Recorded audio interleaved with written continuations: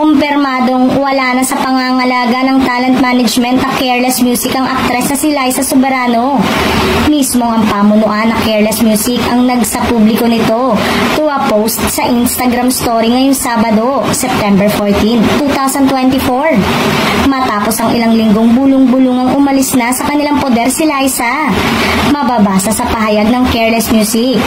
Bago ang anunsyong ito, unang napansin ng netizen ang hindi pagpopromote ng Careless Music kay Liza sa social media pages nito simula pa noong August 2024. Mas lalo pang nagliyab ang usap-usapang umalis na si Liza nang i-unfollow niya sa Instagram ang Careless Music.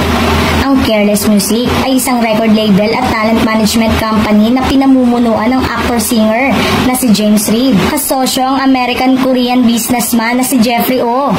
Pumirma ng kontrata si Liza sa Careless noong June 2022 matapos niyang magdesisyong hindi mag-renew ng kontrata sa Star Magic, ang talent management arm ng ABS-CBN, at sa co-manager na si OG Diaz.